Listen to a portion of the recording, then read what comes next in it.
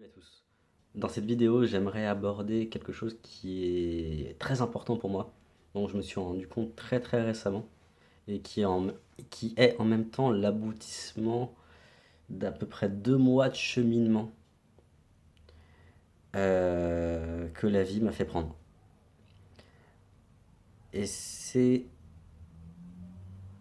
pour ça que je fais cette vidéo. C'est un peu pour expliquer en 2 mois qu'est-ce qui s'est passé, et surtout quelle a été la prise de conscience par rapport à moi. J'ai appelé cette vidéo Accueillir la fragilité parce que c'est ce que j'ai découvert de moi. Derrière la façade, derrière le masque que je m'étais créé de quelqu'un qui a des perceptions, quelqu'un qui avance dans la vie, quelqu'un qui est positif, il y avait une fragilité. Euh, c'est assez difficile de m'exposer comme ça devant la caméra, mais c'est aussi un processus thérapeutique que je suis en faisant ça et ça m'éclate en fait d'être devant une caméra et de savoir que ce que je dis maintenant va peut-être parler ou pas,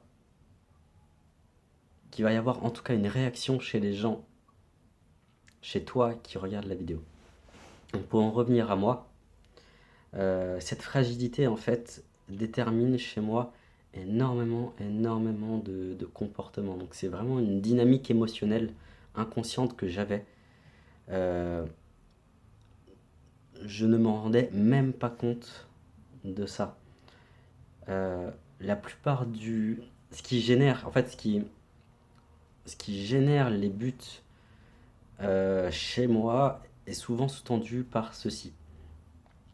J'ai une croyance d'être séparé. J'ai une part de moi vraiment tout au fond que j'ai réussi par je ne sais quel moyen à contacter, euh, qui se croit séparé, mal aimé, en manque, qui se croit totalement donc séparé du reste du monde, inatteignable, et seul pour l'éternité et depuis l'éternité. Et je me suis aperçu, suite à des échanges de séances et à l'expérience qui m'est arrivée, que ce qui sous-tendait, ce qui avait créé cette cristallisation d'émotionnel que j'appelle l'enfant intérieur, c'était un déchirement. J'ai senti au niveau énergétique, mais en fond en fait, très très comme un bruit sourd, un bruit lointain de déchirement, une sensation de séparation.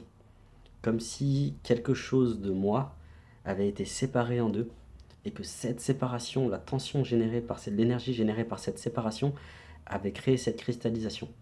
Et toute ma vie, donc du plus vieux souvenir que j'ai jusqu'à maintenant, a été construit autour de cette croyance chez moi, autour de la croyance que je suis séparé, que personne ne m'aime, que je ne mérite pas. Et par-dessus ça, euh, je le mérite. Il y a une troisième construction, une troisième pensée, une troisième croyance, une troisième programmation qui, en fait, me dit tu mérites ça. Tu mérites de ne pas gagner ta vie. Tu mérites la merde qui t'arrive. Et tout ça a généré ma vie. Tout ça a généré les expériences. C'est ça ce dont je parle en fait. Je parle de la part de moi, d'une part, d'une partie de moi qui, comme je suis fondé sur elle, va. C'est le terreau sur lequel l'arbre des expériences, les arbres des expériences vont être créés et vont pousser. Et donc, je me rends compte en fait, surtout ces derniers jours, qui ont été très durs et très transformateurs, euh, parce que j'ai dû faire des choix et j'y reviendrai. J'ai dû.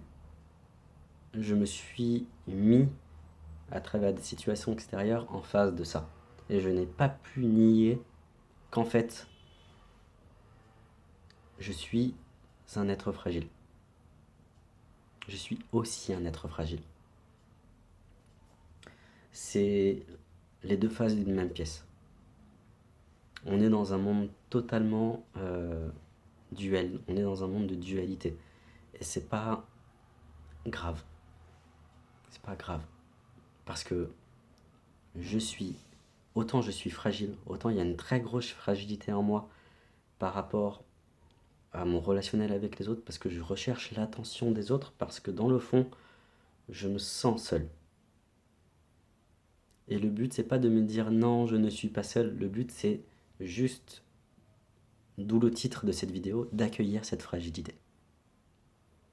Et autant je suis fragile, autant l'autre face de la pièce, c'est je suis fort. Autant il y a une puissance en moi, incommensurable, indéfinissable.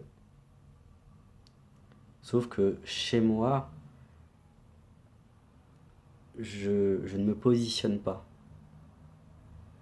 Je fais un déni sur cette fragilité, sur cette faiblesse, sur cette part de moi qui se croit séparée, et en même temps, je refuse d'aller vers ma puissance. Donc je ne fais pas de choix.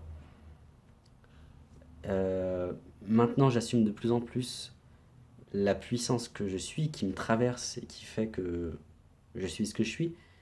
Sauf que, comme ce sont les deux faces, c'est la face pile de la pièce, il faut aussi que j'accepte et que j'accueille et que j'intègre en moi la face. Donc, mon côté de moi fragile qui est en demande. Je dis que je ne faisais pas de choix parce que chez moi, la thématique du choix est quelque chose de très difficile. On va dire que je me laisse guider dans ma vie, que ça peut être une force comme autant une faiblesse. En ce moment, on me montre à quel point c'est une faiblesse. Parce que durant ces 2 mois, chaque synchronicité, chaque expérience que je me suis créée me disait en gros, fais ton choix. C'était ça. Je suis dans un corps incarné. J'ai choisi la puissance que je suis, a choisi de se limiter à un corps, de se limiter à une individualité, de se limiter dans un espace-temps. Et ça, ce n'est pas pour rien. Se barrer dans le spirituel et dire que nous sommes un, machin, etc., c'est une vision qui est vraie, mais pour moi, ce n'est plus suffisant. Dit autrement, je suis là pour jouir de ma vie, de jouir de mes choix. Parce que poser un choix, c'est me choisir moi. Et c'est ce que j'ai dû faire ces derniers jours, en fait. Sans rentrer dans les détails, parce qu'en fait, je ne veux pas en parler devant la caméra, parce que ça concerne ma vie privée. J'ai dû faire un choix. Et faire un choix nécessite forcément de refuser les autres. Si je me dis oui à moi, ça veut dire que je dis non à quelqu'un. Si je place ma priorité chez quelqu'un, ça veut dire que je me nie en tant qu'individu. Voilà ce que la vie résonne en ce moment pour moi. Donc voilà, donc prendre une décision, c'est dire de prendre une décision qui est bonne pour soi, ça ne veut pas dire qu'elle va être bonne pour tout le monde. Tout le monde ne va pas accepter la décision. Il y a des gens qui vont adorer la décision, il y a des gens qui vont détester la décision, et il y a des gens qui vont être neutres. Et chez moi, voilà par quel chemin je passe en ce moment. À la fois par le fait de poser des choix concrets, des directions, des choix, ce sont des directions concrètes, et ce côté fragile, commencer à clairement l'accueillir, parce que vu que maintenant c'est que j'en ai conscience, il va falloir que j'en fasse quelque chose. Je ne peux plus me nier, je ne peux plus nier cette part de moi. Ce n'est plus possible. Donc il va falloir que j'en fasse quelque chose, et en faire quelque chose, ça veut juste dire l'accueillir pleinement, déjà. Et je me sens réellement comme une petite plante qui aurait de grandes feuilles, mais de toutes petites racines pas très développées. Et j'ai une crainte à un niveau profond que le moindre coup de vent me fasse tomber. J'ai conscience, en fait, c'est vraiment au niveau émotionnel. C'est pour ça que je parlais au départ de toute la dynamique émotionnelle qui génère une expérience chez un individu. C'est que cette dynamique émotionnelle chez moi crée la croyance. Et donc là, il s'agit simplement, j'ai l'impression de me laisser vivre. Si j'avais une solution, j'ai fait 2 échanges de séances entre hier et ce matin, tout à l'heure. C'est pour ça que je prends la caméra, parce que j'ai plein de trucs à dire. C'est que les solutions qui semblent se pointer du doigt, c'est de me laisser vivre. D'accepter d'accueillir la fragilité et de laisser tomber les masques. Laisser tomber toutes les stratégies que j'ai mis en place pour que les gens ne voient pas qui je suis vraiment. Parce que c'était ça aussi qui était prépondérant chez moi, c'était que j'étais opaque à l'autre. J'avais besoin, j'étais comme quelqu'un qui a besoin de l'autre, c'était pas comme, c'est je suis quelqu'un qui a besoin de l'autre, mais qui en même temps refuse de s'ouvrir, de peur que l'autre ne m'atteigne en plein cœur, n'atteigne le fond de mon expérience et perçoive et voit, pardon, que je suis un petit être fragile. Sauf qu'en faisant ça, je me coupe de ma puissance. Parce que comme je l'ai dit tout à l'heure, c'est ma fragilité et ma puissance sont une seule et même pièce, sont les deux faces d'une seule et même pièce. Donc voilà où j'en suis rendu. J'en suis rendu à faire cette vidéo. à faire cette vidéo qui me fait énormément plaisir. J'adore prendre la caméra et de m'exposer un peu pour dire que je suis un tout petit être fragile. Et voilà. C'est à peu près tout ce que j'avais à dire de ce qui m'est arrivé un peu ces 2 derniers mois. Et que c'est un vrai retour vers ce que je suis. Pour moi, le spirituel et la matière ne font qu'un. Et c'est en acceptant pleinement qui je suis, que ce soit à travers ma vie personnelle ou à travers ma vie professionnelle, parce que les stages que je propose en forêt, les séances individuelles, les stages individuels que je propose ne sont pas là pour guérir les autres. Ils sont là parce que j'en ai besoin pour me guérir moi. Ils sont là parce que j'aime faire ça. Et c'est lié au choix aussi. Le choix d'aller en forêt, ce ne sont pas des perceptions subtiles, ce ne sont pas des guides, ce n'est pas le guide de machin de l'univers violet qui m'a dit tu es fait pour ça, ce n'est pas l'âme qui m'a dit tu es fait pour aller en forêt. Euh, j'ai choisi. J'ai choisi ça, la forêt.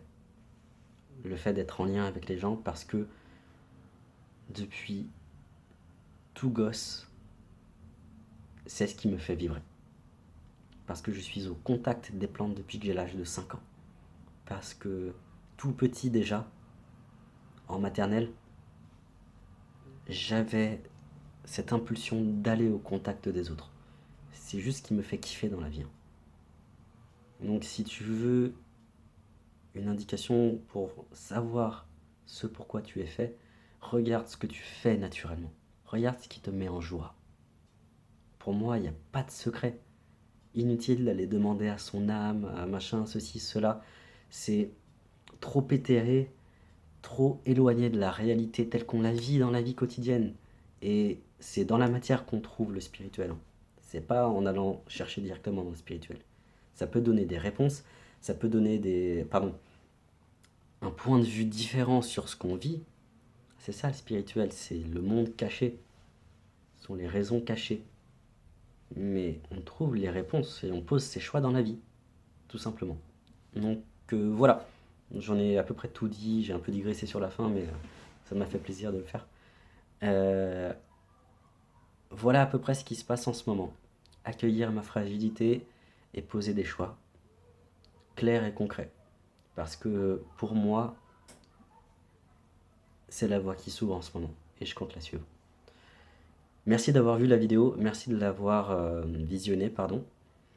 N'hésitez pas à la partager, n'hésitez pas à mettre des pouces bleus, ça me fait énormément plaisir quand je vois que ça parle à des gens. N'hésitez pas à mettre des commentaires, à me poser des questions, à me dire votre avis. Je prends tout, je prends tout.